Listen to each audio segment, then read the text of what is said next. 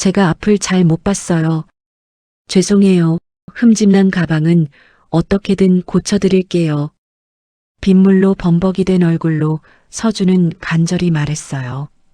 비 오는 날 오후 아르바이트로 겨우 살아가던 10살 소년 서준은 백만장자 강회장 할머니의 수백만 원짜리 명품 가방에 몸이 부딪혀 넘어졌습니다. 그런 서준을 본 할머니는 가슴 한편이 저려왔습니다. 10년 전 잃어버린 가슴 한구석에 묻어둔 어딘가 낯익은 그 아이의 모습이 10년 전 죽은 자신의 아들과 꼭 빼닮았기 때문이었죠. 이미 강 회장의 집에는 하나뿐인 손자가 기다리고 있는데 도대체 이 아이는 누구일까요? 사연 시작 전 구독과 좋아요 눌러주시고 어디서 듣고 계신지 댓글 남겨주시면 그곳으로 복이 소복소복 가득 깃들기를 바라겠습니다. 오늘의 시네마가 전하는 특별한 이야기 시작하겠습니다. 비는 오후 5시 이후에도 멈출 기미가 없었다. 퇴근길 사람들의 우산이 서로 부딪히며 흩어지는 소리, 골목의 고인 빗물 위로 떨어지는 가로등빛, 축축한 공기 속을 가르며 들려오는 자동차 경적 소리. 낮과 밤의 경계선 같은 시간이었죠.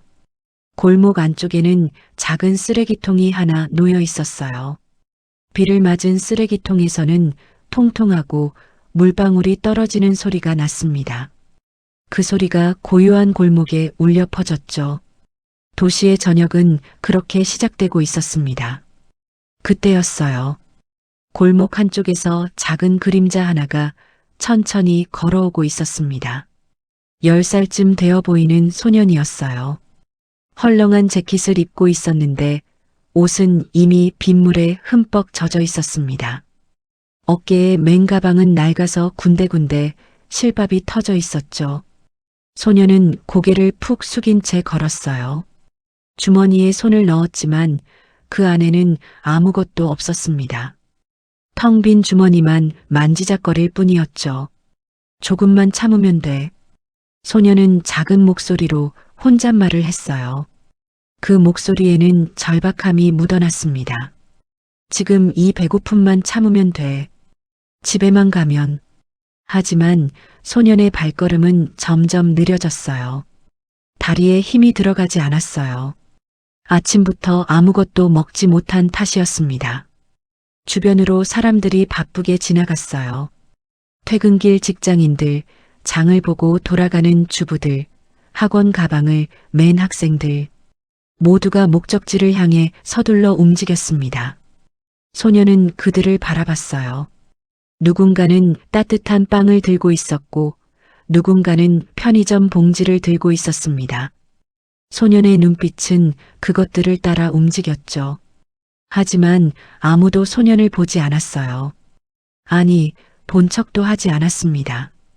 젖은 옷을 입은 어린 소년은 마치 투명 인간처럼 사람들 사이를 지나갔어요. 소년의 눈빛에는 초조함과 절박함이 동시에 담겨 있었습니다. 제발 조금만. 골목은 점점 좁아졌어요. 가로등 불빛이 흐릿하게 비쳤고 빗물은 여전히 내렸습니다. 소년의 신발 밑창에서는 철벅철벅 물소리가 났죠. 바로 그때였습니다. 골목 모퉁이를 돌아서는 순간 소년의 시야가 갑자기 흐려졌어요. 빗방울이 눈썹에 고여 눈으로 흘러내렸거든요. 소년은 재빨리 손등으로 눈을 닦았습니다. 그리고 다음 순간 쿵! 무언가가 소년의 몸에 부딪혔어요. 아니, 정확히는 소년이 누군가에게 부딪힌 겁니다. 악! 소년은 비틀거렸어요. 젖은 바닥에 발이 미끄러지며 중심을 잃었습니다. 팔을 휘저으며 균형을 잡으려 했지만 소용없었어요. 쿵! 소년의 작은 몸이 차가운 아스팔트 바닥으로 넘어졌습니다. 으윽! 손바닥이 먼저 땅에 닿았어요. 날카로운 통증이 손목을 타고 올라왔습니다. 무릎도 아팠죠. 젖은 바지 너머로 차가운 땅의 감촉이 느껴졌어요. 빗방울이 소년의 얼굴을 때렸습니다. 아니, 그게 빗방울인지 눈물인지 구분할 수 없었어요. 죄송합니다. 소녀는 재빨리 고개를 들어 부딪힌 사람을 봤습니다. 그 순간 시간이 멈춘 것 같았어요. 소년의 눈앞에는 고급스러운 검은색 가방이 보였습니다. 명품이 틀림없었어요. 빗방울에도 번들거리는 가죽, 반짝이는 금색 로고.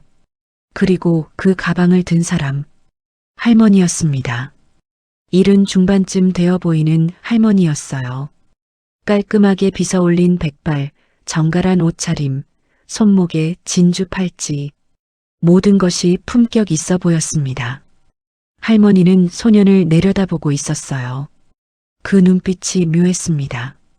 놀람도 있었고, 당황함도 있었고, 그리고 뭔가 알 수 없는 감정이 섞여 있었어요. 죄송합니다. 정말 죄송합니다. 소녀는 황급히 일어나려 했습니다. 하지만 손바닥이 아파서 제대로 힘을 쓸 수가 없었어요. 결국 무릎으로 기어서 일어서려 했죠. 그 모습을 본 할머니의 얼굴이 굳었습니다. 소년의 손바닥에는 피가 배어나오고 있었어요. 작은 상처였지만 빗물과 섞여 더 크게 보였습니다. 아이고. 할머니가 작은 신음을 흘렸어요. 그리고는 본능적으로 손을 뻗었습니다. 하지만 소녀는 그 손을 보지 못했어요. 고개를 푹 숙인 채 땅바닥만 바라보고 있었거든요. 죄송해요. 제가 앞을 잘 못 봤어요. 소년의 목소리가 떨렸습니다. 할머니는 말없이 소년을 바라봤어요. 젖은 머리카락, 흙이 묻은 재킷, 터진 신발, 그리고 떨리는 어깨. 무엇보다 할머니의 시선을 사로잡은 건 소년의 얼굴이었습니다. 갸름한 얼굴, 깊은 눈매, 작은 입술, 그리고 미간을 찌푸리는 그 표정. 할머니의 손이 미세하게 떨렸어요. 너 혹시... 할머니가 입을 열려는 순간이었습니다. 저 정말 죄송하지만 저 가봐야 해요. 소년이 황급히 말했어요. 그리고는 비틀거리며 일어섰습니다. 오늘 꼭 집에 돌아가야 해서. 소년의 목소리에는 간절함이 묻어났습니다. 할머니는 대답하지 않았어요. 그저 소년을 빤히 바라볼 뿐이었습니다. 두 사람 사이에 묘한 침묵이 흘렀어요. 빗소리만이 그 침묵을 채웠습니다. 소년은 다시 한번 고개를 숙여 인사했어요. 그리고는 천천히 몸을 돌렸습니다. 그때 할머니의 입에서 작은 목소리가 새어나왔습니다. 잠깐. 하지만 그 목소리는 빗소리에 묻혀 소년에게 닿지 않았어요. 소년은 절뚝거리며 골목 안쪽으로 사라졌습니다. 할머니는 그 뒷모습을 한참 동안 바라봤어요. 고급 가방을 든 손이 계속 떨렸습니다. 가슴속 깊은 곳에서 무언가가 울렁거렸어요. 10년 동안 잊고 살았던 무언가가 갑자기 떠오르는 느낌이었습니다. 설마. 할머니는 고개를 저었어요. 하지만 그 눈빛만큼은 소년이 사라진 골목을 향하고 있었습니다.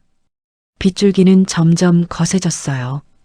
가로등 불빛이 빗방울에 반사되어 수천 개의 다이아몬드처럼 반짝였습니다. 할머니는 그 자리에 한참을 서 있었어요. 그리고 천천히, 아주 천천히 소년이 사라진 방향으로 걸음을 옮겼습니다. 무언가가 시작되고 있었습니다. 운명의 톱니바퀴가 돌아가기 시작한 거예요. 소년은 골목 깊숙이 들어갔습니다. 다리가 후들거렸지만 멈출 수 없었어요.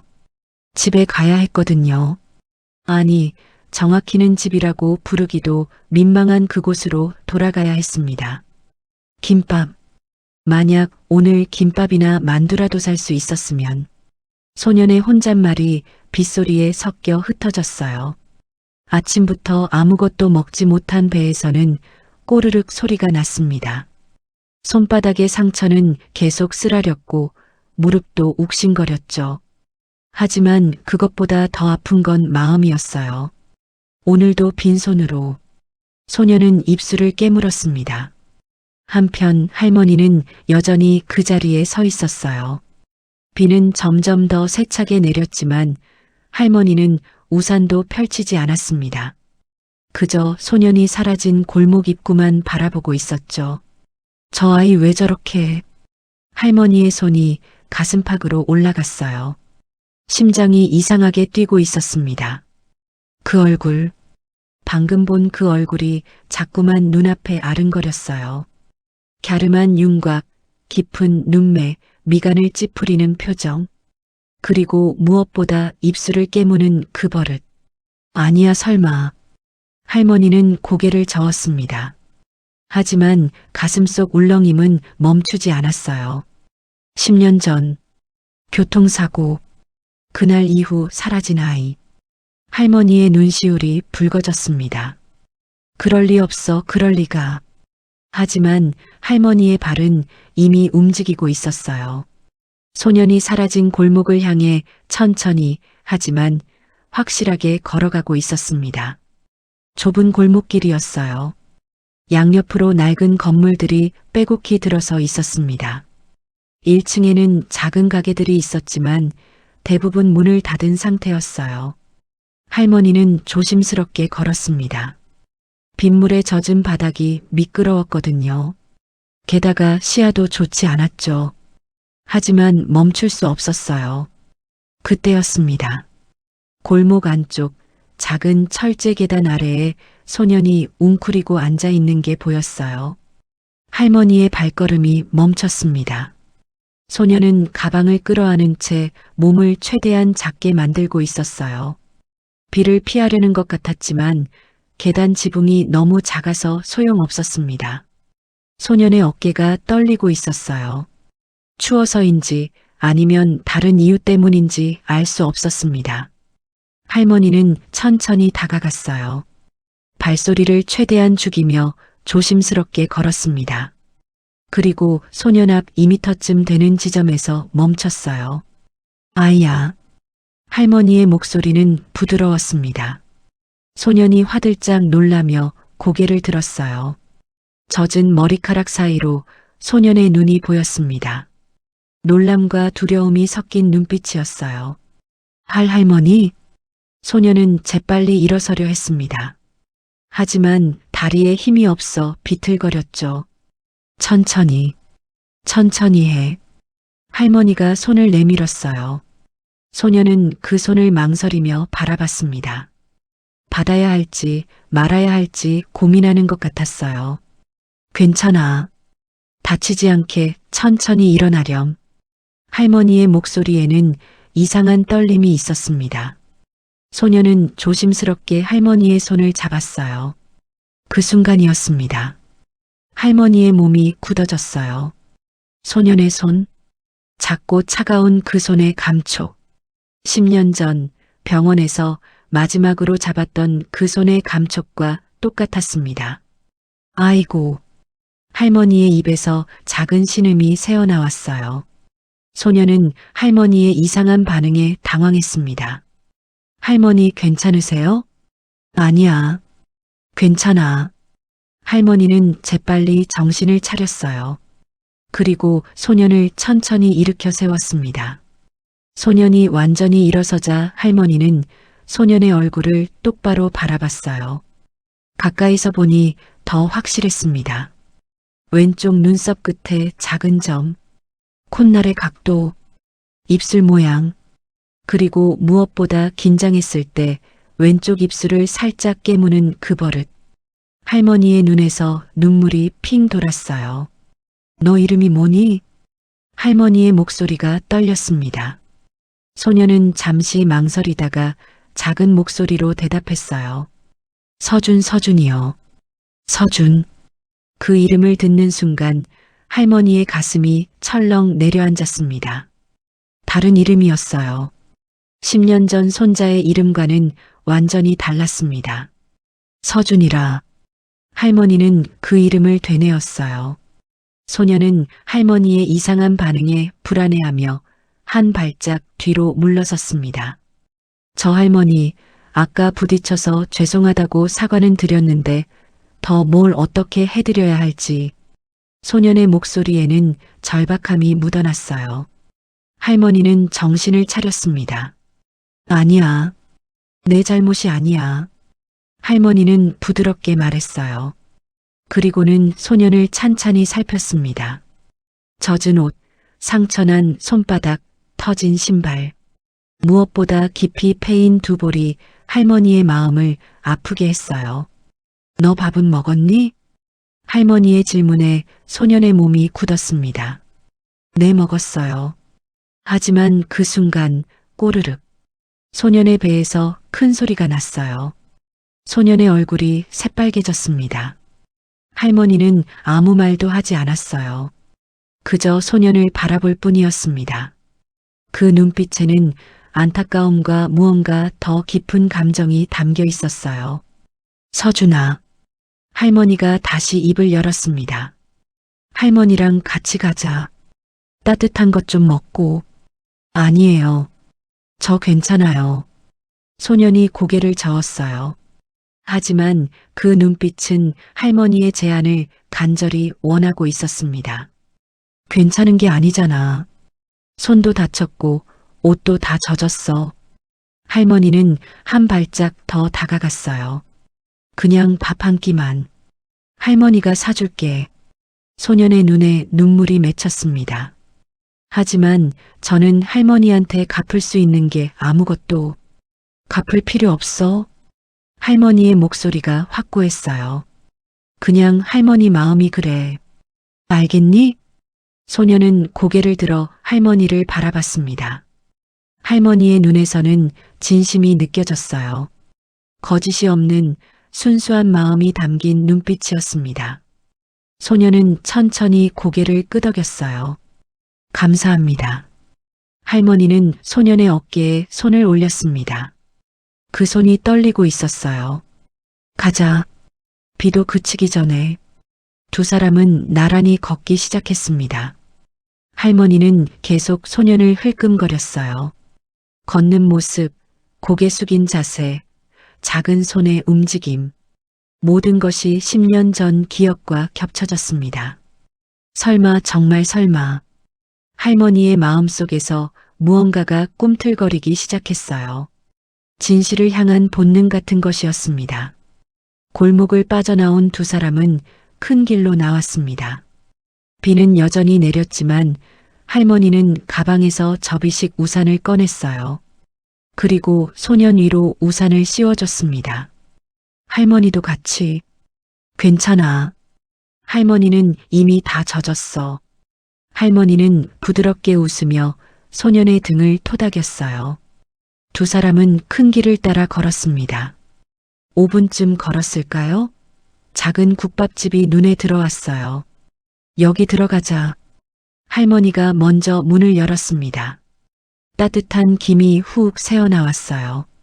구수한 국물 냄새가 코끝을 자극했습니다. 소년의 배에서 다시 꼬르륵 소리가 났어요. 소년은 배를 움켜쥐며 고개를 숙였습니다. 어서 오세요.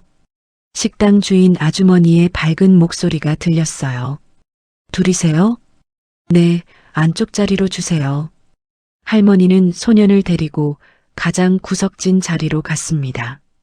다른 사람들 시선이 닿지 않는 조용한 곳이었어요. 앉아. 소년은 조심스럽게 의자에 앉았습니다.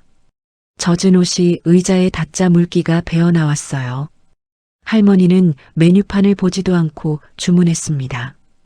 특 국밥 2개요. 그리고 김치찌개 하나, 계란말이도 주세요. 네, 금방 나옵니다. 주문을 마친 할머니는 소년을 마주보고 앉았어요. 가까이서 보니 소년의 상태가 더 자세히 보였습니다. 얼굴 여기저기에 흙이 묻어 있었어요. 귀 뒤쪽에는 말라붙은 땀 자국이 있었고 손톱 밑에는 때가 끼어 있었습니다. 할머니의 가슴이 먹먹해졌어요. 이 아이가 얼마나 힘들게 살았을까.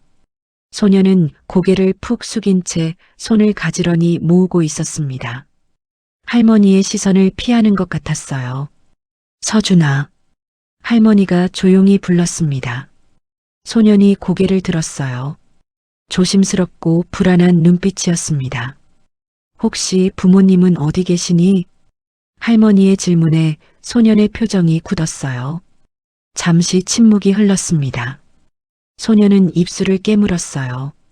왼쪽 입술을 살짝 깨무는 그 버릇. 할머니는 그 모습을 놓치지 않았습니다. 저는 소년의 목소리가 떨렸어요. 저는 부모님이 안 계세요. 고아예요. 그 한마디가 식당의 따뜻한 공기 속으로 떨어졌습니다. 할머니의 손이 테이블 위에서 움찔했어요. 고아원에서 자랐어요. 작년까지는요. 소녀는 계속 말을 이었습니다. 마치 한번 꺼낸 말은 끝까지 해야 한다는 듯이요. 근데 작년에 고아원이 문을 닫았어요. 예산이 부족해서. 소년의 목소리가 점점 작아졌어요. 그래서 지금은 그냥 혼자. 할머니는 아무 말도 할 수 없었습니다. 고시원에서 살아요. 아르바이트에서 번 돈으로요.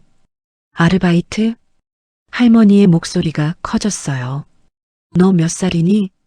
10살이요. 10살짜리가 무슨 아르바이트를. 할머니는 말을 잇지 못했습니다. 소녀는 가방을 열어 낡은 전단지 몇 장을 꺼냈어요. 전단지 돌리는 거요. 시간당 6,000원 받아요. 그리고 새벽에는 우유 배달도 해요. 할머니의 눈시울이 붉어졌습니다. 그래서 오늘은 소년의 목소리가 더욱 떨렸어요. 오늘은 비가 와서 전단지를 못 돌렸어요. 비 오면 사람들이 안 받거든요. 그럼 오늘은 돈을 못 번 거니? 소년이 고개를 끄덕였습니다. 그래서 밥도. 할머니는 더 이상 참을 수 없었어요. 손으로 입을 막았지만 울컥 올라오는 감정을 억누를 수 없었습니다. 할머니? 소년이 걱정스럽게 할머니를 바라봤어요. 아니야. 괜찮아. 할머니는 재빨리 눈물을 닦았습니다. 바로 그때였어요. 국밥 나왔습니다. 주인 아주머니가 뜨끈한 국밥을 들고 왔습니다. 하얀 김이 모락모락 피어오르는 국밥이었어요. 계란말이랑 김치찌개도 금방 나올게요. 주인 아주머니가 물러가고 테이블 위에는 2그릇의 국밥이 놓였습니다. 소년의 눈이 국밥에 고정되었어요. 꼴깍. 침을 삼키는 소리가 들렸습니다. 먹어. 할머니가 말했어요. 뜨거우니까 천천히 먹고. 소년은 떨리는 손으로 숟가락을 들었습니다. 그리고 첫 숟가락을 떴어요. 뜨거운 국물이 입안으로 들어왔습니다. 소년의 눈이 커졌어요. 소년의 눈에서 눈물이 주르륵 흘러내렸습니다. 할머니는 그 모습을 보며 가슴이 찢어지는 것 같았어요. 얼마나 배가 고팠을까요? 얼마나 힘들었을까요? 소년은 울면서 밥을 먹었습니다. 한 숟가락, 2숟가락. 뜨거운 국물에 입을 대면서도 멈추지 않았어요. 할머니는 자신의 국밥에는 손도 대지 않고 소년만 바라봤습니다. 소년이 밥을 먹는 모습, 고개를 숙이고 밥을 입에 넣는 각도, 숟가락을 쥐는 방법, 심지어 국물을 후후 불어먹는 그 모습까지 모든 것이 10년 전 손자와 똑같았어요. 민준아. 할머니의 머릿속에 손자의 이름이 떠올랐습니다. 10년 전 교통사고로 사라진 손자, 병원에서 마지막으로 안아줬던 그 아이. 할머니는 떨리는 손으로 가방을 열었어요. 그리고 지갑 속 깊은 곳에 간직해둔 작은 사진 한 장을 꺼냈습니다. 바래고 낡았지만 소중히 보관한 흔적이 역력한 사진이었어요. 사진 속에는 태어난 지 100일 남짓된 남자아이가 웃고 있었습니다. 할머니는 사진과 눈앞의 소년을 번갈아 봤어요. 사진 속 아이의 눈썹, 코, 입, 그리고 지금 밥을 먹고 있는 소년의 얼굴. 아이고. 할머니의 입에서 작은 신음이 새어나왔어요. 너무나 닮았습니다. 아니, 닮은 정도가 아니었어요. 똑같았어요. 10년이라는 시간을 뛰어넘어 그 아이가 자란 모습이 바로 눈앞에 있는 것 같았습니다. 소년이 고개를 들었어요. 할머니 안 드세요? 할머니는 황급히 사진을 가방에 넣었습니다. 아, 응. 할머니도 먹을게. 할머니는 떨리는 손으로 숟가락을 들었어요. 하지만 국밥 맛은 전혀 느껴지지 않았습니다. 머릿속이 너무 복잡했거든요. 이 아이가 정말 민준이일까? 아니야, 그럴 리 없어. 민준이는 그날 병원에서. 하지만 이렇게 닮을 수가 있나? 게다가 고아라니. 그날 밤 병원에서 무슨 일이 있었던 걸까? 할머니의 머릿속에 수많은 생각이 교차했습니다. 소녀는 국밥을 거의 다 먹어갔어요. 그릇 바닥이 보일 정도였습니다. 계란말이 나왔어요. 주인 아주머니가 노릇노릇한 계란말이를 가져왔어요. 김치찌개도요. 테이블이 음식으로 가득 찼습니다. 서준아.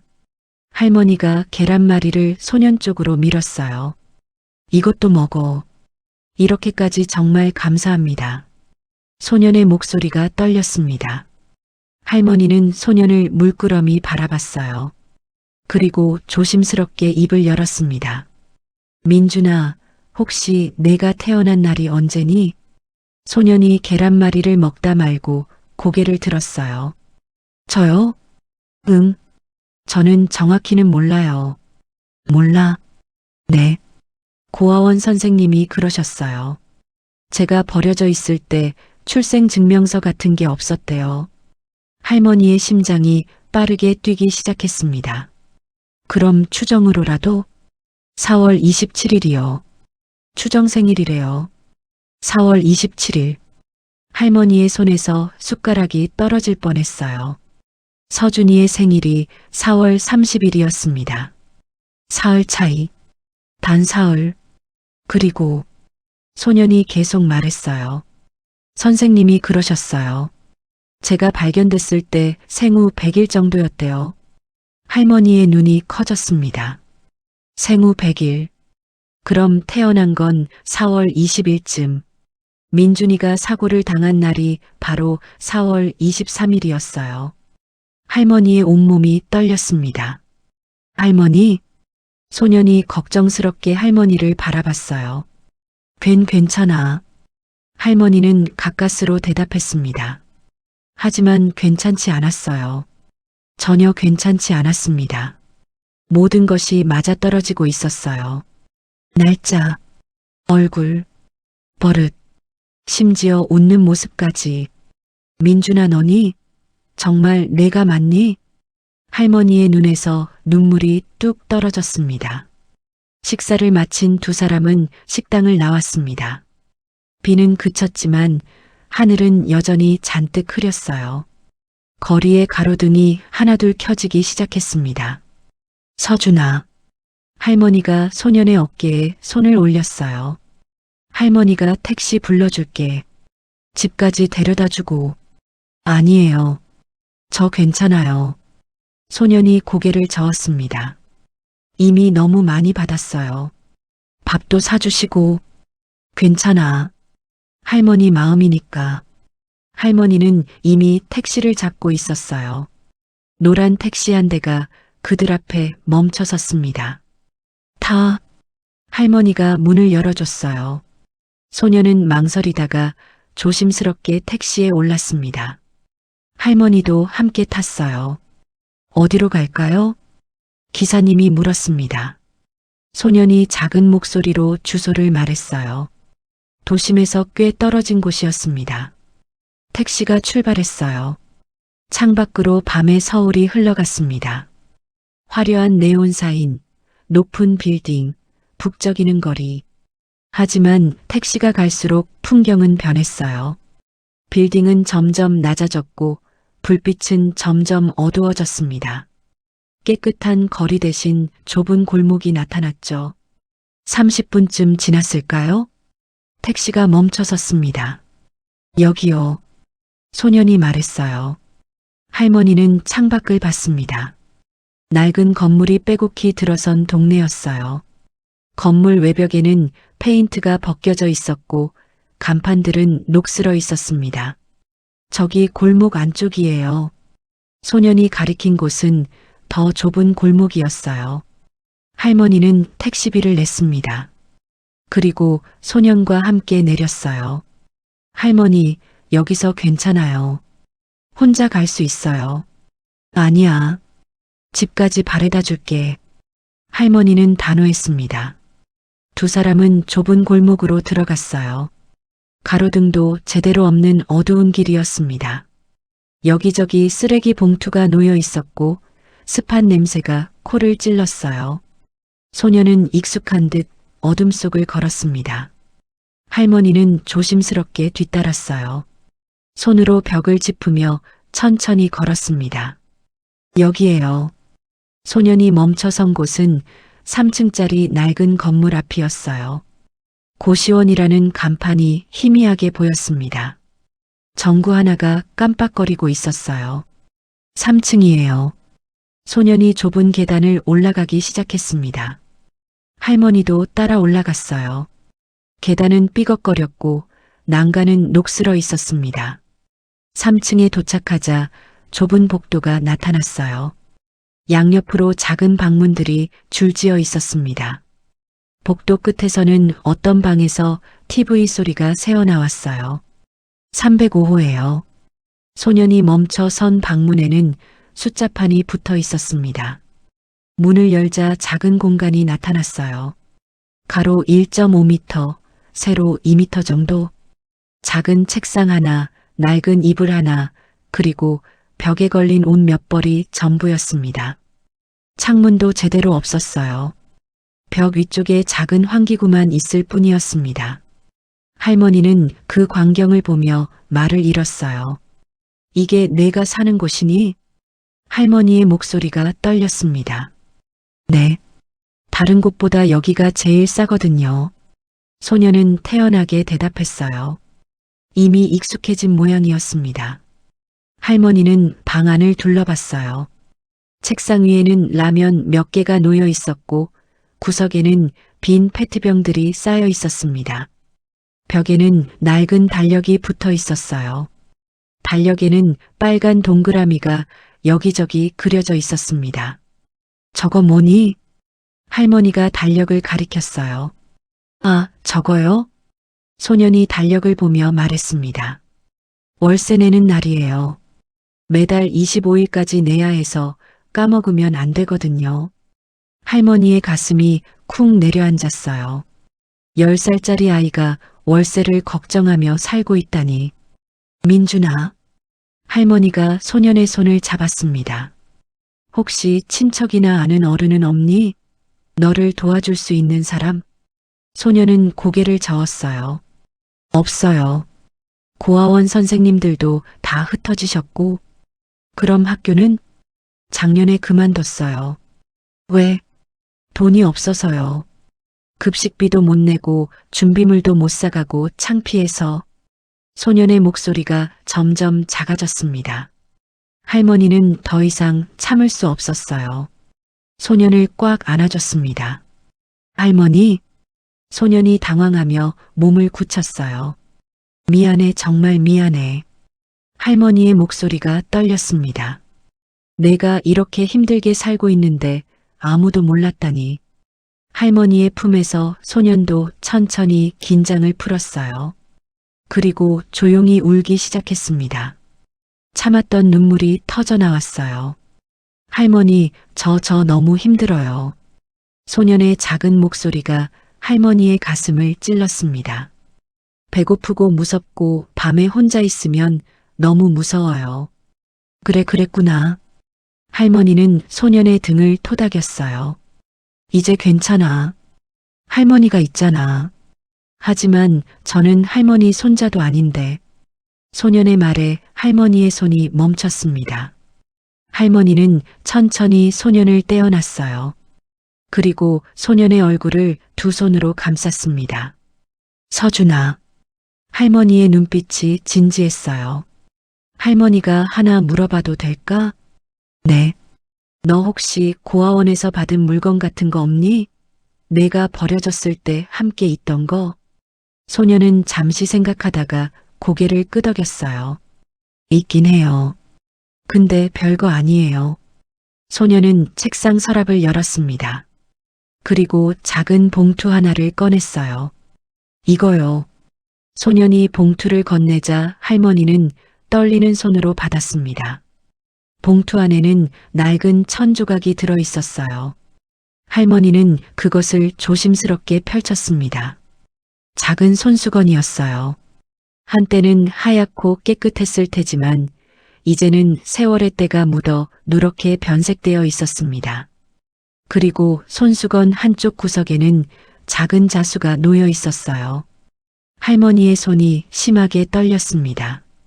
파란색 실로 수놓아진 이니셜, 민준. 할머니의 눈에서 눈물이 주르륵 흘러내렸어요. 이게 어떻게... 할머니의 목소리가 떨렸습니다.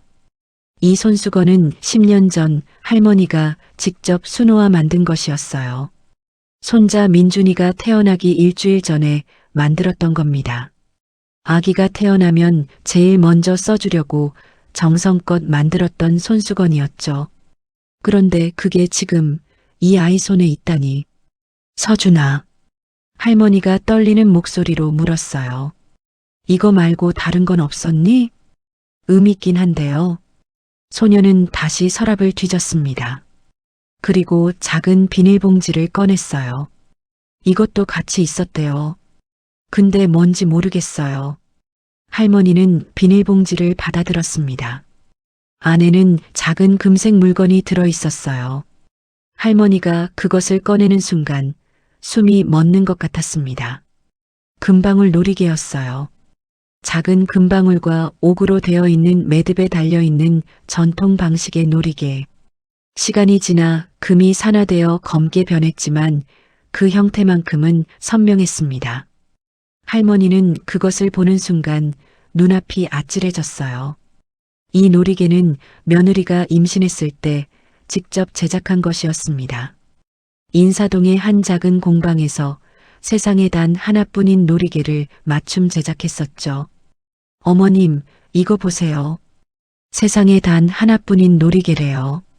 며느리의 밝은 목소리가 귀에 생생하게 들리는 듯 했어요. 아기가 태어나면 베넷 저고리에 꼭 달아줄 거예요. 그랬는데, 그런데 그 놀이개가 지금 이 아이 손에 있다니. 아이고. 할머니는 주저앉았습니다. 다리에 힘이 풀려 그대로 바닥에 주저앉았어요. 할머니. 소년이 놀라서 할머니를 붙잡았습니다. 할머니, 괜찮으세요?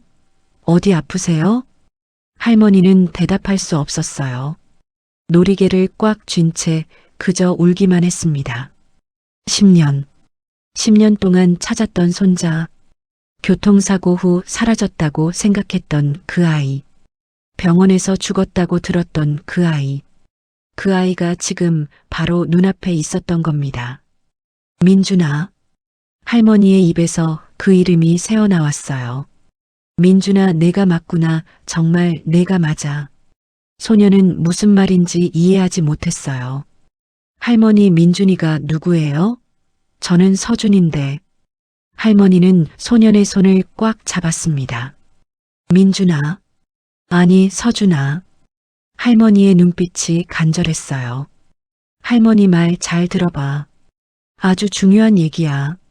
소녀는 긴장한 표정으로 고개를 끄덕였습니다. 할머니는 깊은 숨을 들이마셨어요.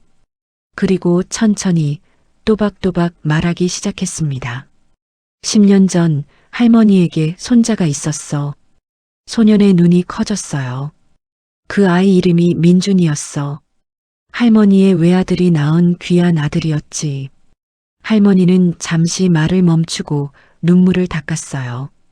그런데 서준이가 태어난 지 100일 만에 교통사고가 났어. 서준이 아빠 엄마가 타고 가던 차가 큰 트럭이랑 부딪혔지. 소년의 얼굴이 창백해졌습니다. 민준이 부모님은 그 자리에서 돌아가셨어. 그리고 너도 병원에서 사라졌어. 사라졌다고요? 응.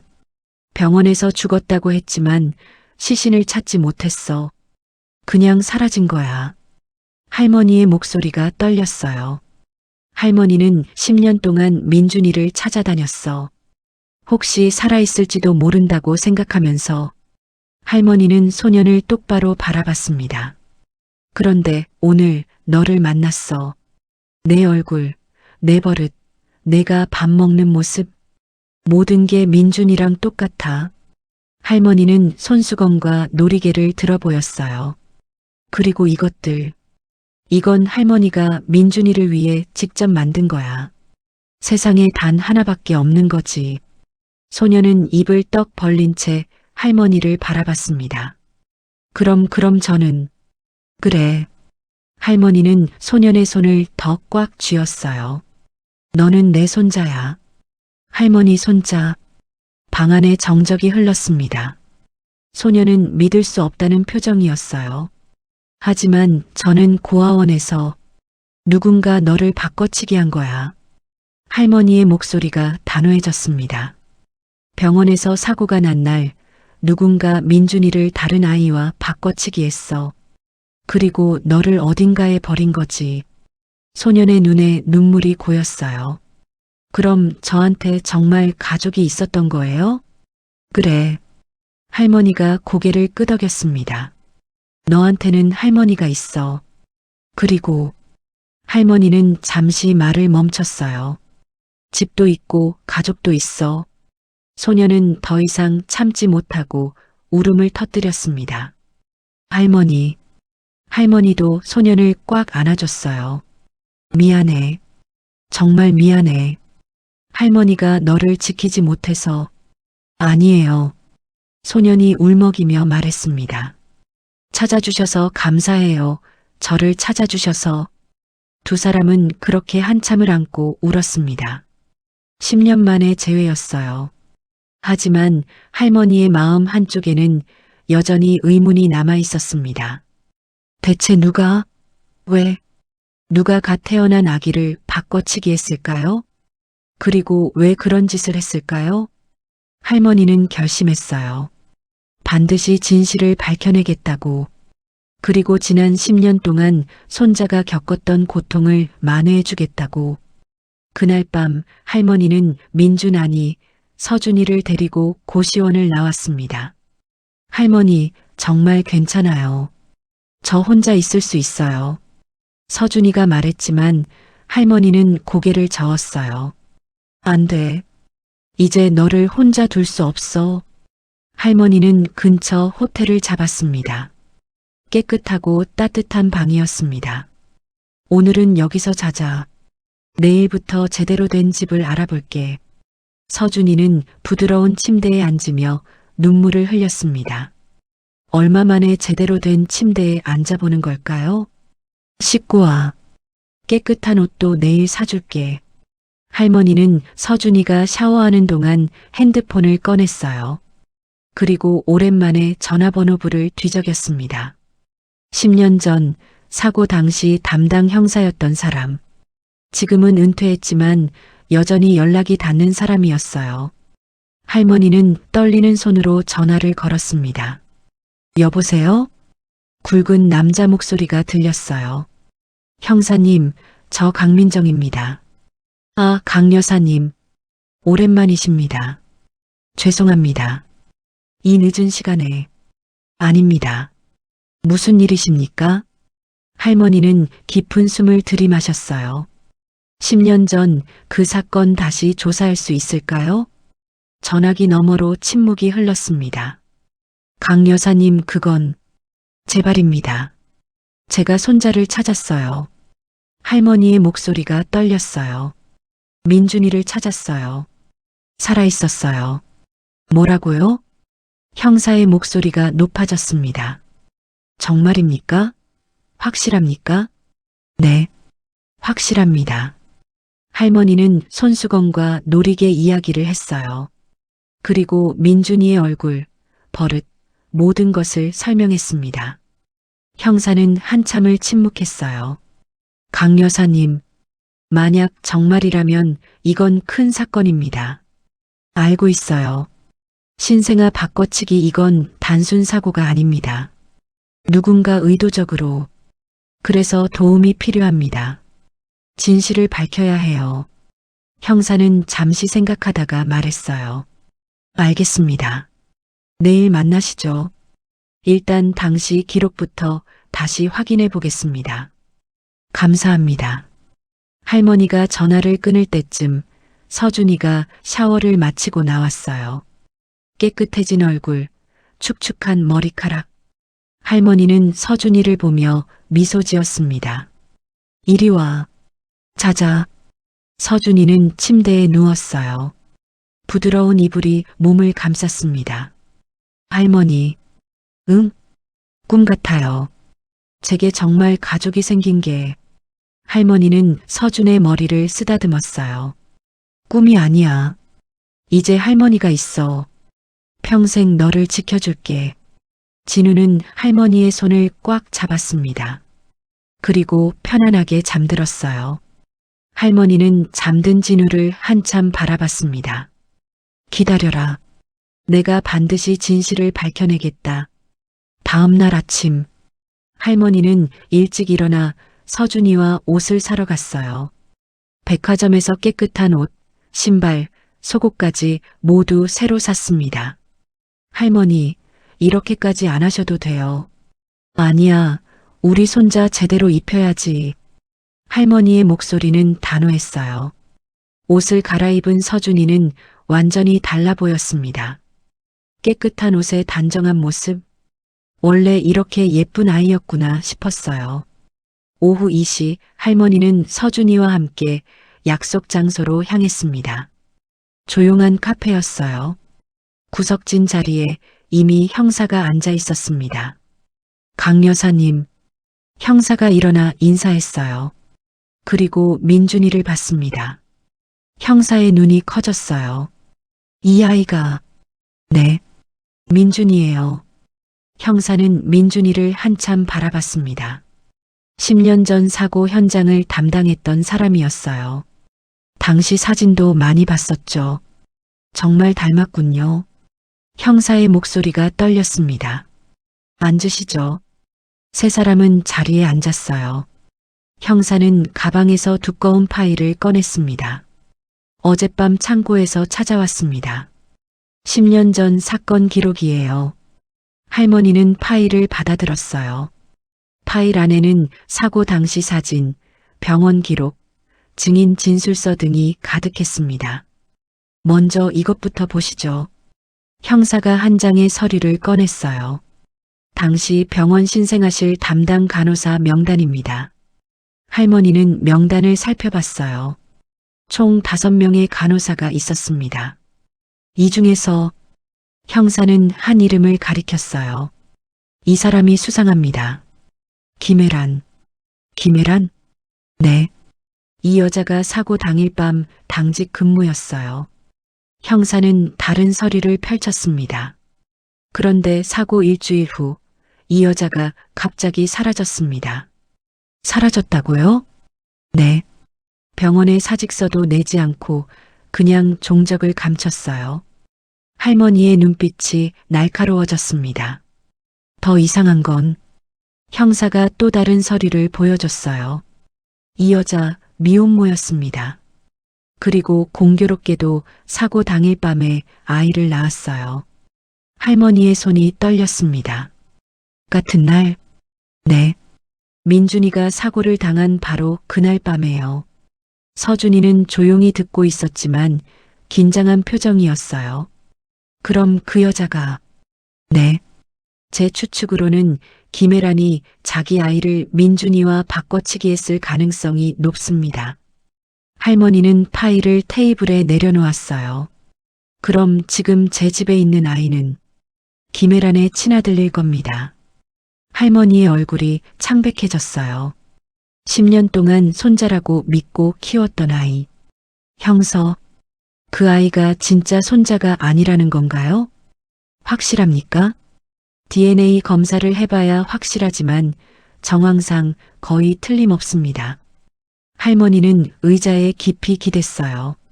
머리가 복잡했습니다. 그럼 김혜라는 지금 어디 있습니까? 그게 형사는 난처한 표정을 지었어요. 못 찾았습니다. 10년 동안 수배를 했지만 종적이 묘연해요. 수배요? 네. 사실 이 여자 사라지기 전에 병원 공금을 횡령했습니다. 횡령? 7천만 원 정도였어요. 당시로서는 큰 돈이었죠. 할머니는 고개를 저었습니다. 단순 횡령이 아니에요. 증거를 없애려고 한 거죠. 그럴 가능성이 높습니다. 형사도 동의했어요. 아이를 바꿔치기하고 돈을 가지고 도망친 겁니다. 할머니는 주먹을 꽉 쥐었어요. 찾아야 합니다. 반드시 최선을 다하겠습니다.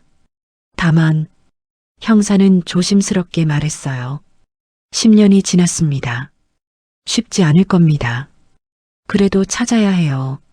할머니의 목소리는 단호했습니다. 형사는 고개를 끄덕였어요. 알겠습니다. 제 쪽에서 다시 수사를 시작하겠습니다. 카페를 나온 할머니와 서준이는 한참을 말없이 걸었습니다.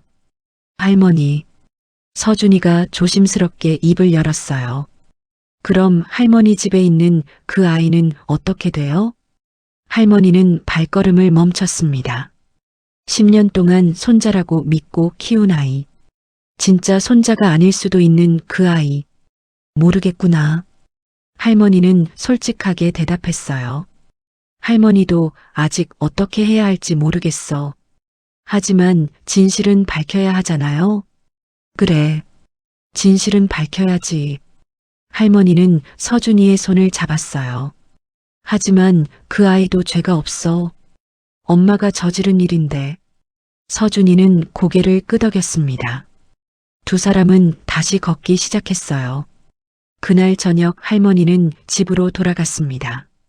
서준이를 호텔에 머물게 하고 혼자 집에 들어갔어요. 대문을 열고 들어서자 익숙한 현관이 보였습니다. 하지만 이제는 모든 것이 낯설게 느껴졌어요. 할머니, 밝은 목소리가 들렸습니다. 거실에서 형식이가 뛰어나왔어요. 10살 예쁘고 밝은 아이였습니다. 어디 갔다 오세요? 연락도 없이. 급한 일이 있어서. 할머니는 형식이를 바라봤어요. 10년 동안 키운 아이. 손자라고 믿었던 아이. 하지만 이제 그 확신이 흔들렸습니다. 할머니, 괜찮으세요? 얼굴이 안 좋으신데. 아니야. 괜찮아. 할머니는 거실로 들어갔어요. 소파에 앉으며 깊은 한숨을 내쉬었습니다. 형식이가 물을 가져왔어요. 할머니, 물 드세요. 고마워. 할머니는 물을 마시며 형식이를 관찰했습니다. 얼굴, 눈, 코, 입. 정말 한 번도 의심하지 않았었어요. 하지만 지금 자세히 보니 닮은 구석이 하나도 없었습니다. 할머니의 아들과도 며느리와도. 형식아, 네 할머니. 너 혹시 내가 태어났을 때 얘기 들은 적 있니? 형식이는 고개를 갸웃했어요. 태어났을 때요? 글쎄요, 할머니가 병원에서 데려오셨다는 것밖엔. 그래. 할머니는 더 이상 묻지 않았어요. 아직은 때가 아니었습니다. 확실한 증거가 필요했어요.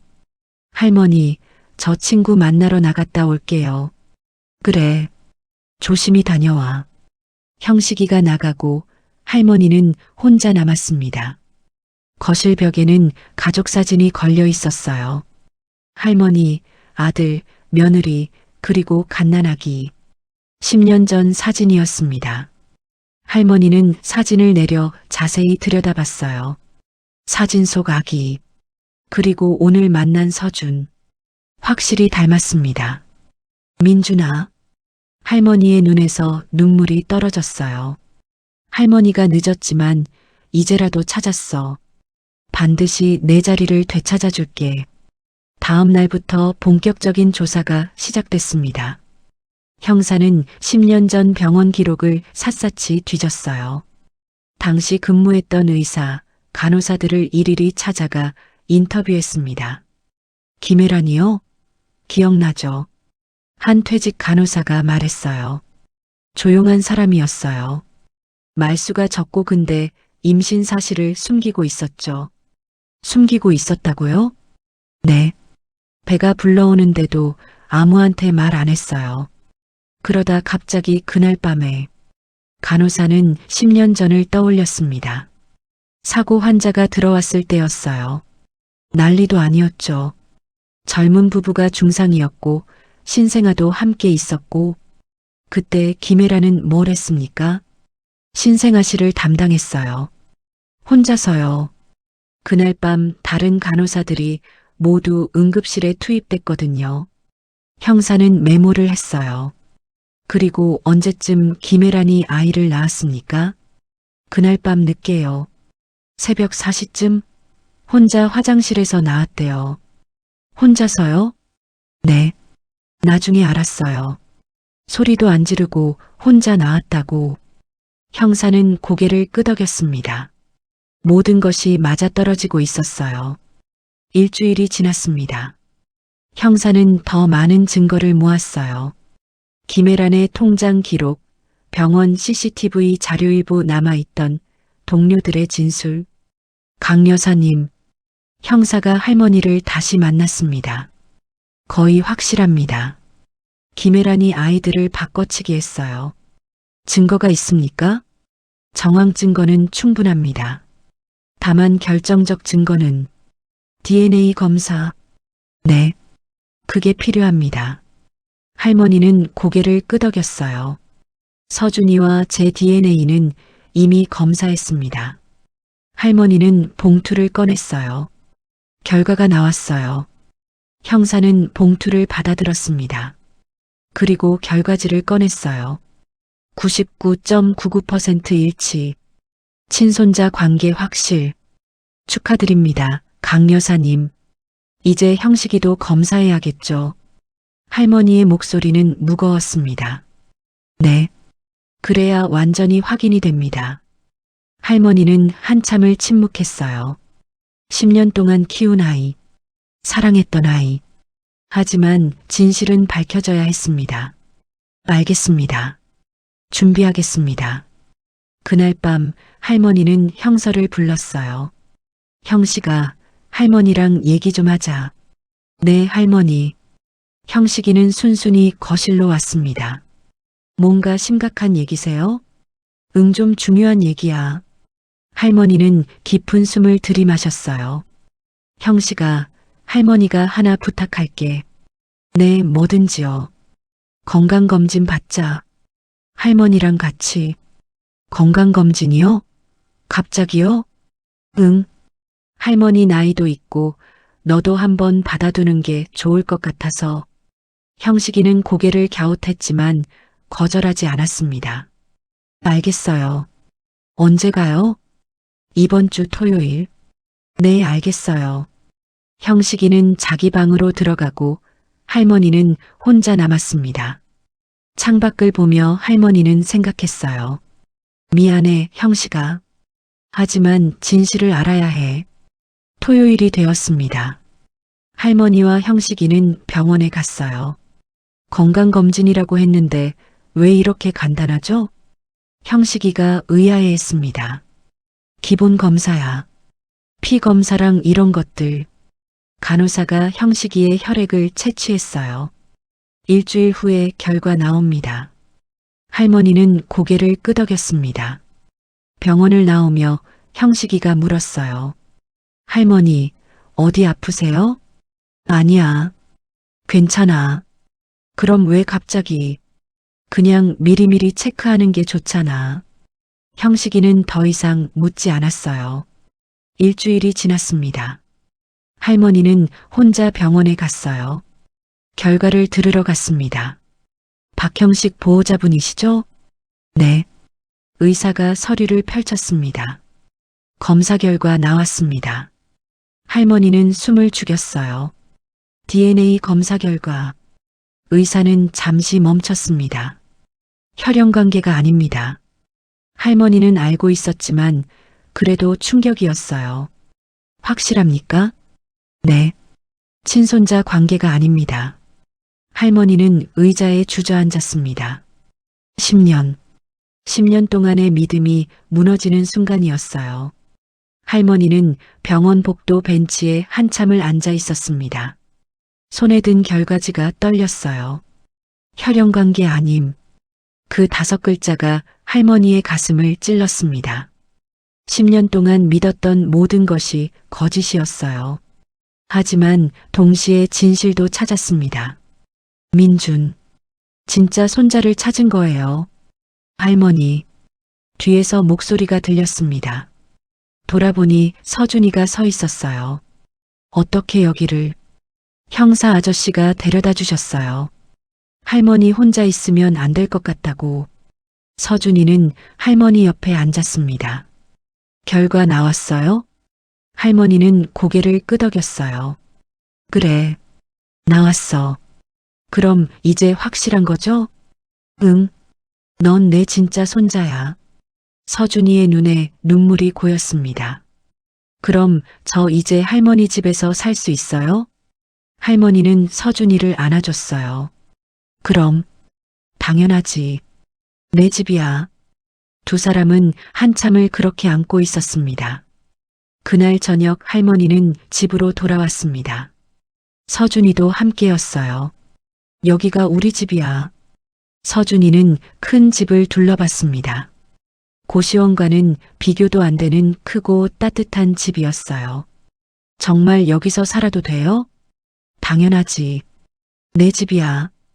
바로 그때였습니다. 할머니, 계단에서 형식이가 내려왔어요. 그리고 서준이를 봤습니다. 저 애는 누구예요? 형식이의 목소리에는 경계심이 묻어났습니다. 형식아, 앉자. 할머니가 할 얘기가 있어. 세 사람은 거실에 앉았어요. 할머니는 깊은 숨을 들이마셨습니다. 형식아, 할머니가 너한테 해야 할 얘기가 있어. 무슨 얘기요? 할머니는 결과지를 꺼냈어요. 지난주에 병원 갔던 거 기억하지? 네. 건강검진이라고 하셨잖아요. 그게 사실은 DNA 검사였어. 형식이의 얼굴이 굳었습니다. DNA 검사요? 왜요? 할머니는 천천히 모든 것을 설명했어요. 10년 전 사고, 김혜란, 바꿔치기, 그리고 서준이. 형식이의 얼굴이 점점 창백해졌습니다. 그럼 저는 넌 내 친손자가 아니야. 그 말이 떨어지는 순간 형식이의 눈에서 눈물이 쏟아졌어요. 거짓말이에요. 거짓말이라고요. 미안해, 형식아. 하지만 이게 진실이야. 형식이는 벌떡 일어났습니다. 싫어요. 저는 할머니 손자예요. 10년 동안 그렇게 살았는걸요. 형식아, 저 애 때문에 이러는 거죠? 형식이는 서준이를 가리켰어요. 저 애가 나타나서 할머니가 변한 거잖아요. 아니야, 형식아. 그게 아니라 알고 싶지 않아요. 형식이는 울며 계단을 올라갔어요. 쿵 하는 소리와 함께 방문이 닫혔습니다. 거실에는 할머니와 서준이만 남았어요. 할머니, 제가 오면 안 되는 거 아니에요? 서준이가 불안한 표정으로 물었습니다. 아니야. 내 잘못이 아니야. 할머니는 서준이의 손을 잡았어요. 시간이 필요해. 형식이도 할머니도. 그날 밤 할머니는 형식이의 방문 앞에 섰습니다. 톡톡. 노크 소리. 형식아, 할머니야. 안에서는 아무 대답이 없었어요. 할머니, 들어가도 될까? 잠시 침묵이 흐르다가 작은 목소리가 들렸습니다. 들어오세요. 할머니는 문을 열고 들어갔어요. 형식이는 침대에 앉아 눈물을 흘리고 있었습니다. 형식아. 할머니가 옆에 앉았어요. 할머니, 이제 저 안 사랑하시는 거죠? 형식이의 목소리가 떨렸습니다. 아니야. 할머니가 널 사랑하는 건 변함없어. 하지만 저는 할머니 손자가 아니잖아요. 그건 맞아. 할머니는 솔직하게 대답했어요. 할머니는 형식이의 손을 잡았습니다. 10년 동안 함께 산 건 진짜야. 할머니가 너를 키우면서 느낀 사랑도 진짜고. 형식이는 고개를 숙였어요. 하지만 이제 진짜 손자가 돌아왔잖아요. 저는 어떻게 돼요? 할머니의 가슴이 아팠습니다. 형식아, 너도 이 집 식구야. 하지만 가족은 피만으로 이어지는 게 아니야. 할머니는 형식이의 얼굴을 두 손으로 감쌌어요. 10년 동안 함께 웃고 울었잖아. 그게 다 거짓이었니? 아니에요. 그럼 돼. 그것만으로도 우리는 가족이야. 형식이의 눈에서 눈물이 또 흘러내렸습니다. 하지만 저는 나쁜 사람 아들이에요. 엄마가 나쁜 짓을 해서 제가 여기 있는 거잖아요. 그건 내 잘못이 아니야.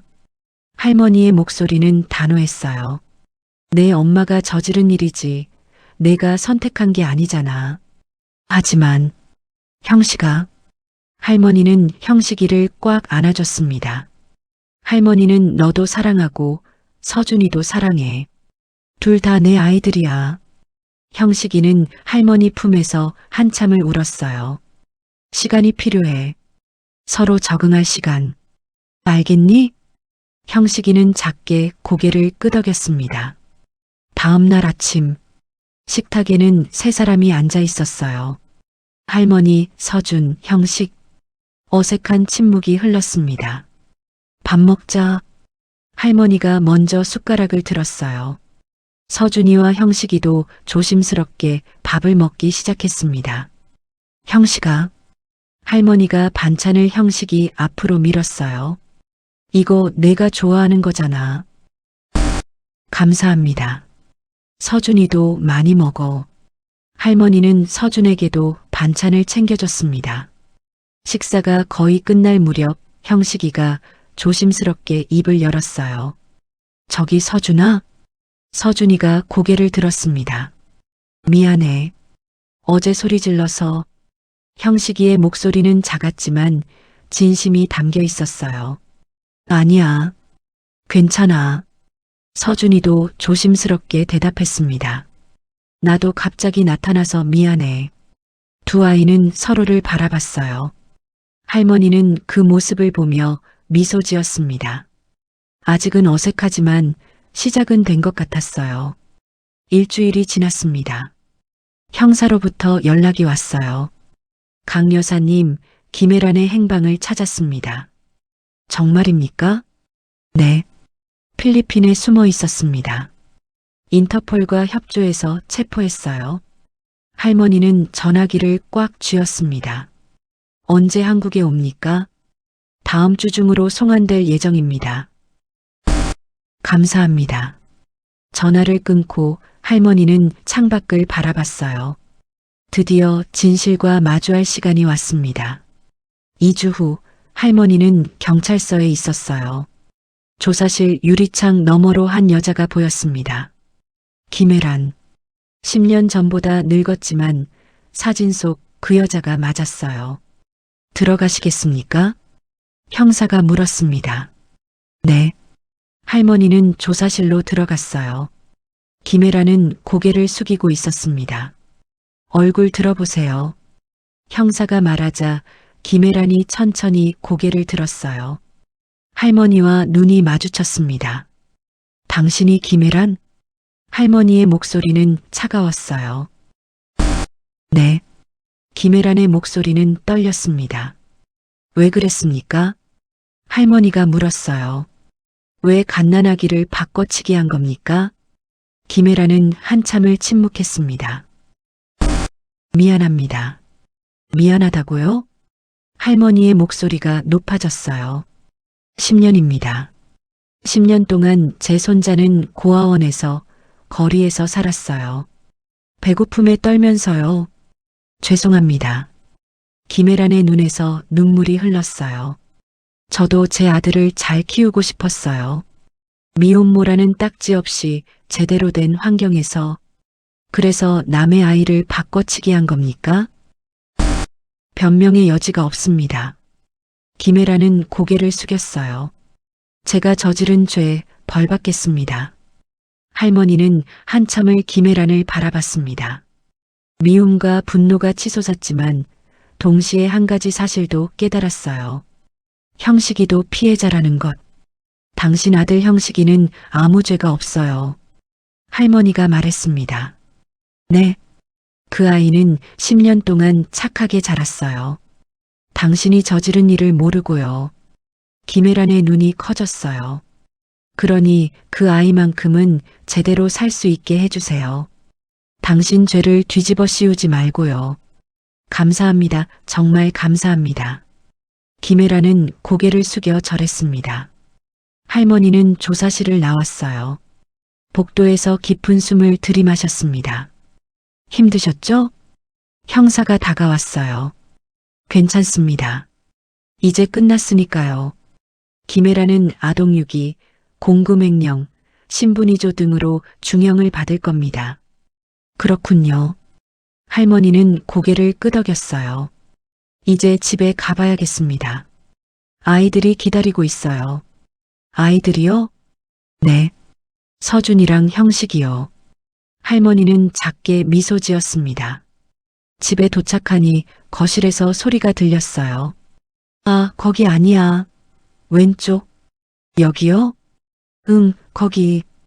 할머니가 들어서자 서준이와 형식이가 함께 TV 게임을 하고 있었습니다. 할머니 오셨어요. 두 아이가 동시에 인사했어요. 게임하고 있었구나. 네. 형식이 형이 가르쳐주고 있어요. 서준이가 밝게 웃었습니다. 형이라니 서준아. 우리 동갑이야. 그래도 나보다 먼저 여기 살았잖아. 두 아이는 웃으며 다시 게임에 집중했어요. 할머니는 그 모습을 보며 따뜻한 미소를 지었습니다. 아직 완벽하지는 않았어요. 서로 어색한 순간도 있고 힘든 순간도 있을 겁니다. 하지만 중요한 건 함께 노력하고 있다는 거였어요. 그날 밤 할머니는 세 사람을 거실에 모았습니다. 할머니가 할 얘기가 있어. 두 아이가 할머니를 바라봤어요. 서준아 형식아. 할머니는 두 아이의 손을 하나씩 잡았습니다. 앞으로 우리 셋이서 살 거야. 네. 가족으로. 형식이가 조심스럽게 물었어요. 저도 가족인가요? 그럼. 당연하지. 할머니는 단호하게 대답했어요. 혈연이 전부는 아니야. 10년 동안 함께 산 것도 소중한 거야. 하지만 너는 할머니 손자야. 피가 다르다고 해서 그게 달라지는 건 아니야. 형식이의 눈에 눈물이 맺혔습니다. 감사합니다, 할머니. 서준이도 고개를 끄덕였어요. 저도 감사해요. 가족을 찾게 해주셔서. 할머니는 두 아이를 양쪽으로 안아줬습니다. 우리 앞으로 행복하게 살자. 셋이서. 네. 두 아이가 동시에 대답했어요. 창밖으로는 별이 빛나고 있었습니다. 긴 여정의 끝. 그리고 새로운 시작이었어요. 한 달이 지났습니다. 집안의 분위기는 많이 달라져 있었어요. 서준이는 이제 자기 방을 가지게 됐습니다. 깨끗한 침대, 책상, 옷장. 모든 게 새 것이었어요. 서준아, 학교 등록 다 됐어. 할머니가 서류를 들고 왔습니다. 정말요? 서준이의 눈이 반짝였어요. 응. 다음 주 월요일부터 다니면 돼. 감사합니다, 할머니. 서준이는 할머니를 꽉 안아줬습니다. 1년 만에 다시 학교에 가게 된 거예요. 그리고 이것도. 할머니는 작은 통장을 꺼냈어요. 내 이름으로 만든 통장이야. 용돈 여기 넣어줄게. 할머니 이렇게까지. 당연한 거야. 내가 필요한 거 있으면 언제든 말해. 서준이는 통장을 받아들고 눈물을 흘렸어요. 고시원에서 하루하루 버티던 날들이 떠올랐습니다. 이제는 따뜻한 집이 있고 가족이 있어요. 할머니. 응? 꿈 같아요. 매일 아침 일어날 때마다 할머니는 서준이의 머리를 쓰다듬었어요. 꿈이 아니야. 이제 이게 내 일상이야. 한편 형식이의 방. 형식이는 침대에 앉아 사진을 보고 있었어요. 어렸을 적 할머니와 찍은 사진들이었습니다.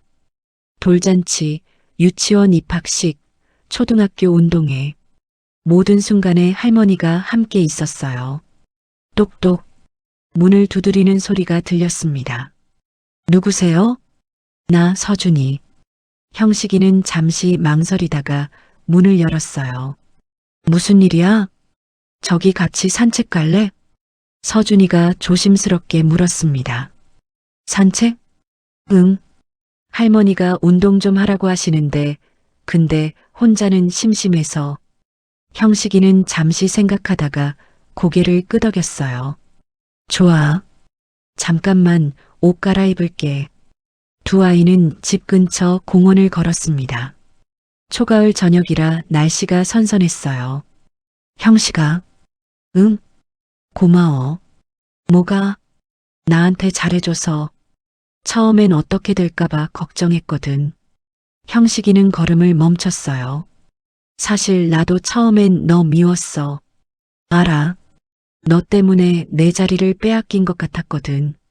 형식이의 목소리가 떨렸습니다. 하지만 할머니 말이 맞더라.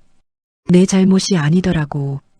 그리고 보니까 넌 나보다 훨씬 힘들게 살았잖아. 형서는 서준이를 바라봤어요. 나는 10년 동안 따뜻한 집에서 살았는데 너는 괜찮아. 서준이가 웃으며 말했습니다. 이제 우리 가족이잖아. 형식이도 작게 미소 지었어요. 그래, 가족. 두 아이는 다시 걷기 시작했습니다. 그날 밤 저녁 식사 시간. 세 사람은 식탁에 둘러앉았어요. 오늘 뭔가 특별한 날이에요? 서준이가 물었습니다. 식탁 위에 평소보다 많은 음식이 차려져 있었거든요. 응, 특별한 날이야. 할머니가 미소 지으며 말했어요. 오늘이 서준이가 우리 집에 온 지 딱 한 달째 되는 날이야. 아, 그렇구나. 그래서 할머니가 준비했어. 우리 가족 기념일이야. 할머니는 작은 상자 2개를 꺼냈습니다. 서준이, 형식이. 이게 뭐예요? 두 아이가 상자를 열자 안에 목걸이가 들어 있었어요. 작은 하트 모양의 펜던트가 달린 목걸이였습니다. 가족 목걸이야. 할머니 것도 있어. 할머니도 목에 같은 목걸이를 걸고 있었어요. 이거 하나씩 하고 있으면 우리가 가족이라는 걸 잊지 않을 수 있을 거야. 형식이의 눈에 눈물이 맺혔습니다. 할머니, 고마워 할머니. 서준이도 감동한 표정이었어요. 세 사람은 목걸이를 걸었습니다. 이제 공식적으로 가족이야. 할머니가 두 아이의 손을 잡았어요. 피는 다를 수 있어. 하지만 마음은 하나야. 네.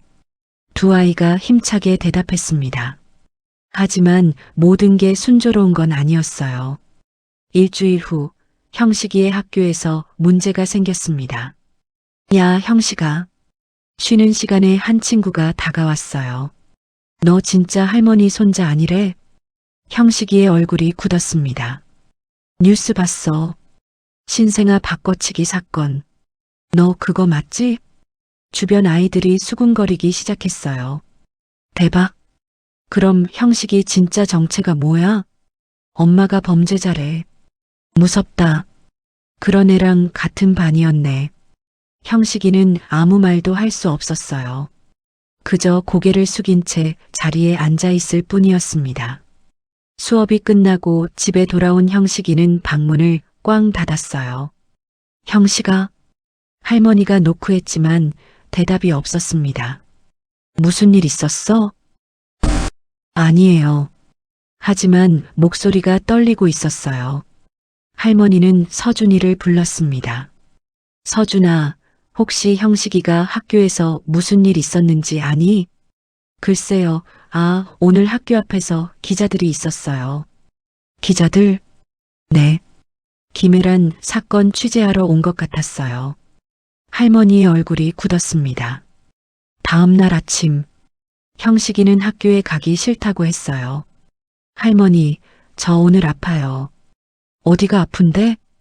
배가 아파요. 하지만 할머니는 알고 있었어요. 거짓말이라는 걸. 형식아, 할머니랑 얘기하자. 싫어요. 형식아. 할머니는 문을 열고 들어갔습니다. 형식이는 이불을 뒤집어 쓰고 있었어요. 학교에서 뭐라고 했니? 할머니한테 말해봐.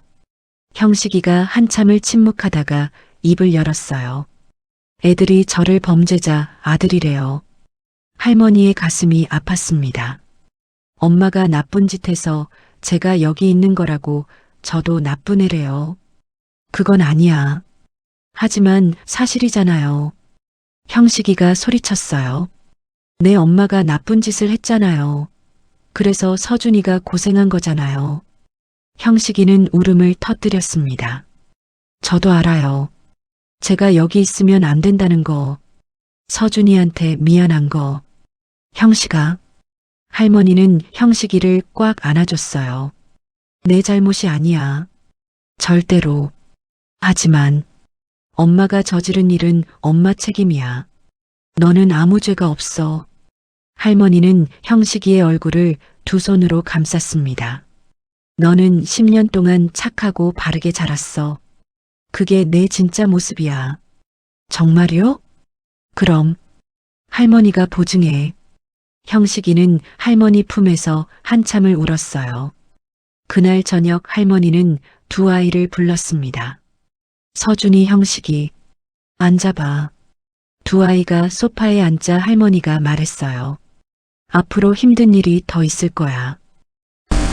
사람들이 뭐라고 할 수도 있고 손가락질할 수도 있어.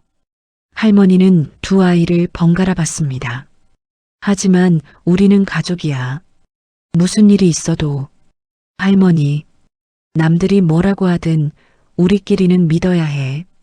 알겠니? 네. 두 아이가 고개를 끄덕였어요. 서준아, 너는 형식이를 원망하지 않지? 아니요. 전혀요. 서준이가 단호하게 대답했습니다. 형식이 잘못이 아니에요. 그리고 형식이는 저한테 잘해줬어요. 형식이가 서준이를 바라봤어요. 형식아, 학교 애들이 뭐라고 해도 신경 쓰지 마. 형식이의 눈에 눈물이 고였습니다. 고마워, 서준야. 할머니는 두 아이의 손을 잡았어요. 우리 셋이서 힘을 합치면 뭐든 이겨낼 수 있어. 네. 세 사람은 손을 꽉 잡았습니다. 다음 날 형식이는 학교에 갔어요. 여전히 수군거리는 아이들이 있었지만 형식이는 고개를 들고 걸었습니다. 점심시간 한 친구가 다가왔어요. 형식아, 괜찮아? 응, 괜찮아. 미안해. 어제 애들이 너무 심했어. 아니야. 괜찮아. 형식이는 미소 지었습니다. 나는 할머니랑 서준이가 있으니까. 그 미소는 진심이었어요. 그날 저녁 세 사람은 함께 저녁을 먹었습니다. 오늘 학교 어땠어? 할머니가 물었어요. 좋았어요. 형식이가 밝게 대답했습니다. 진짜로? 네. 이제 괜찮아요. 할머니랑 서준이가 있다고 생각하니까 힘이 나더라고요. 할머니는 흐뭇하게 미소 지었어요. 서준이는? 저도 좋았어요. 새 친구도 생겼어요. 그래, 잘 됐다. 세 사람은 웃으며 식사를 이어갔습니다. 창밖으로는 저녁 노을이 지고 있었어요. 힘든 시간도 있었지만 함께라면 이겨낼 수 있었습니다. 가족이니까요. 6개월이 흘렀습니다. 계절은 어느새 겨울을 지나 봄을 맞이하고 있었어요. 집 앞 정원에는 할머니가 심은 꽃들이 피어나기 시작했습니다. 할머니, 이거 봐요. 서준이가 학교 성적표를 들고 뛰어왔어요. 어디 보자. 할머니가 성적표를 받아들었습니다. 오, 수학 90점. 우리 서준이 정말 잘했네. 선생님이 칭찬하셨어요. 이렇게 열심히 하는 학생은 처음이래요. 서준이의 얼굴에는 자랑스러운 표정이 가득했어요. 1년 전만 해도 학교조차 다니지 못했던 아이가 이제는 반에서 상위권 성적을 받고 있었습니다. 저녁에 형식이 한테도 자랑해야지. 서준이는 신나서 방으로 뛰어갔어요. 할머니는 그 뒷모습을 보며 미소 지었습니다. 많이 컸구나, 우리 서준이. 오후 무렵 형식이가 집에 돌아왔어요. 다녀왔습니다. 형식아, 어서 와. 오늘 학교는 어땠어? 좋았어요. 아, 그리고 이거. 형식은 가방에서 봉투 하나를 꺼냈습니다. 뭐니? 미술대회 최우수상 상장이요. 할머니의 눈이 커졌어요. 정말? 네. 제가 그린 그림이 1등 했대요. 우리 형식이 대단하네. 할머니는 형식이를 꽉 안아줬습니다. 정말 잘했어. 할머니가 얼마나 자랑스러운지 몰라. 할머니 덕분이에요. 형식의 눈에 눈물이 맺혔어요. 할머니가 포기하지 말라고 응원해 주셔서 제가 여기까지 올 수 있었어요. 아니야. 내가 노력한 거야. 그때 서준이가 방에서 나왔어요. 형식아, 1등 했어? 응. 세 사람은 다시 웃었습니다. 며칠 후 할머니는 혼자 병원을 찾았어요. 정기 검진 날이었습니다. 강민정님 검사 결과 나왔습니다. 의사가 서류를 펼쳤어요. 전반적으로 양호하십니다. 건강 잘 챙기고 계시네요. 다행이네요. 다만 의사는 잠시 말을 멈췄습니다. 혈압이 조금 높습니다. 스트레스 관리 잘하셔야 해요. 알겠습니다. 가족들과 시간 많이 보내시고 행복한 일 많이 하세요. 그게 최고의 약입니다. 할머니는 미소 지었어요. 그건 걱정 없습니다. 요즘 매일이 행복하거든요. 병원을 나오며 할머니는 하늘을 올려다봤습니다. 파란 하늘에 흰 구름이 떠 있었어요. 10년이 걸렸지만 결국 찾았어. 할머니는 가슴에 손을 얹었습니다. 목걸이가 만져졌어요. 서준이 형식과 함께하는 가족 목걸이. 그리고 둘 다 내 아이들이야. 그날 저녁 할머니는 오랜만에 앨범을 꺼냈습니다. 거실 소파에 앉아 한 장 한 장 넘겼어요. 10년 전 사진들. 아들과 며느리의 결혼식 사진. 서준이가 태어났을 때 찍은 사진. 그리고 그 옆에는 최근 사진들도 함께 있었어요. 서준이가 처음 학교 가던 날 찍은 사진. 세 사람이 함께 놀이공원에 갔던 사진. 형식의 생일 케이크를 함께 자르던 사진. 할머니, 뭐 보세요? 서준이가 다가왔습니다. 앨범 보고 있어. 우와, 이거 아빠예요? 서준이가 10년 전 사진을 가리켰어요. 응. 서준아 엄마 아빠야 정말요? 응. 그리고 할머니는 형식의 손을 잡았습니다. 내 엄마 덕분에 너를 만나서 할머니는 요즘 너무 행복하단다. 형식의 눈에 눈물이 고였어요. 할머니 물론 잘못은 잘못이야. 하지만 그 덕분에 우리가 가족이 됐어. 할머니는 서준이의 손도 잡았습니다. 서준이도 찾았고 형식이도 있고 할머니는 지금이 가장 행복해. 저도요. 저도요 할머니. 세 사람은 손을 꽉 잡았어요. 봄바람이 불어와 머리카락을 흔들었습니다. 할머니. 서준이가 물었어요. 우리 영원히 함께 있을 수 있죠? 할머니는 미소 지었습니다. 그럼. 우리는 가족이니까. 피가 달라도요? 형식이 물었어요. 피는 중요하지 않아. 할머니는 두 아이를 번갈아 봤습니다. 가족은 함께 웃고, 함께 울고, 함께 살아가는 사람들이야. 그럼 우리는 진짜 가족이네요. 그럼, 진짜 가족이지. 세 사람은 다시 웃었어요. 해가 저물기 시작했습니다. 공원에는 노을이 아름답게 지고 있었어요. 집에 가자. 할머니가 일어섰습니다. 할머니, 제가 도와드릴게요.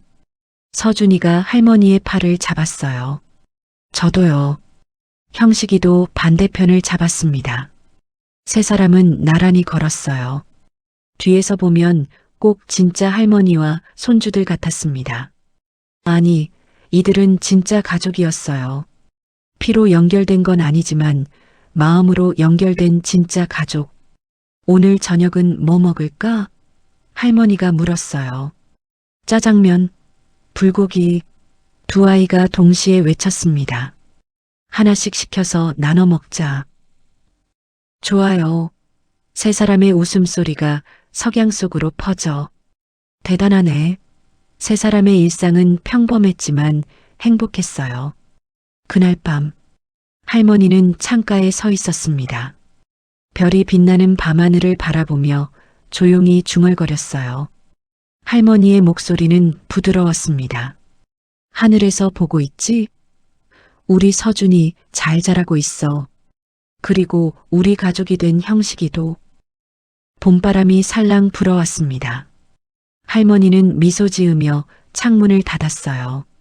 뒤를 돌아보니 거실에서 서준이와 형식이가 보드게임을 하며 웃고 있었습니다.